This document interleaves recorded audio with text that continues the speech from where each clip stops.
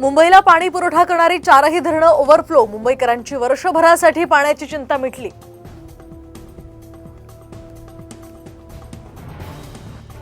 पुणे जिल्ह्यातल्या अनेक धरणांमधून विसर्ग सुरू, तर पुणे शहरातील विशेषतः सिंहगड रोड, संगमवाडी, दांडेकर पूल आणि विश्रांतवाडी या ठिकाणी पाणी शिरण्याची ही शक्यता. पुण्यातील भाटघर धरण 100% भरलं. 19,131 क्युसेकनं पाण्याचा विसर्ग. नदीकाठच्या गावांना सतर्कतेचा इशारा.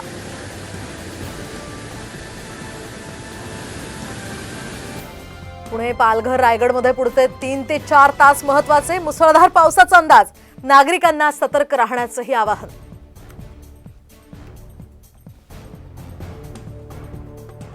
नाशिकच्या सुरगाणा तालुक्यालाही पावसानं झोडपलं. नद्यांना महापूर आल्यामुळे अनेक गावांचा संपर्क तुटला. सीमावर्ती भाग अंधारात.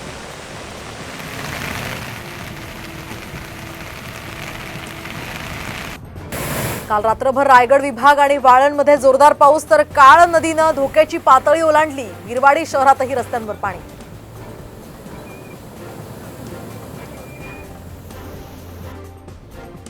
संततधार पावसामुळे अमरावती जिल्ह्यात कोट्यवधी रुपयांच्या संत्र्याचं नुकसान. उत्पादन खर्चही निघणार नसल्यामुळे शेतकरी अडचणीत.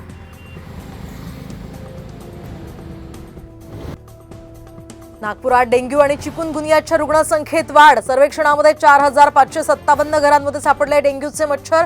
काळजी घेण्याचंही आवाहन. अमरावतीच्या दहेंद्री ढाणामध्ये 22 ते 23 जणांना अतिसाराची लागण. दूषित पाण्यामुळे मोठ्या प्रमाणात उलट्यांचा त्रास. तिघांची प्रकृती चिंताजनक.